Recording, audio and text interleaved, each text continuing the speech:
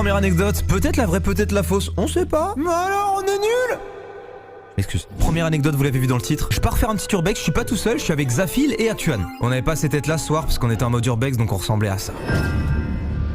Je vous recontextualise un petit peu. Une fois, on se balade en voiture avec les gars et on passe à côté d'un hôpital abandonné. Et pour ceux qui sont là depuis longtemps sur la chaîne, vous le savez, mais j'adore explorer des lieux de ce genre. Donc, qu'est-ce que je dis aux gars? Venez, un soir, on se pose, on y va. Quelques jours, c'est cool, il est 21h et on se dit, let's go. On arrive devant l'hôpital, on commence à faire le tour pour trouver une entrée et en fait, très simple, il y a un mur explosé. Il y a eu un coup de, je sais pas, un coup de TNT. Littéralement, il y a un trou dedans, donc on rentre. Pas trop de difficultés et tout, et donc on commence un peu à explorer. C'est un peu décevant parce qu'en fait, tu sens qu'il y a eu beaucoup de passages, il y a des tags partout, il y a plus beaucoup d'objets, il y a beaucoup de choses qui ont été explorées. Mais c'est pas grave, on continue, on se balade un peu, c'est quand même kiffant, il y a l'ambiance et tout. Du coup, on se balade, on fait pas de bruit, on parle pas. Et en fait, à un moment, on arrive au 2e étage. Et on entend du bruit. Sauf que sur un moment, on se dit, bon, ça peut être tout n'importe quoi, ça peut être un animal, des pigeons, bref. On avance un petit peu, et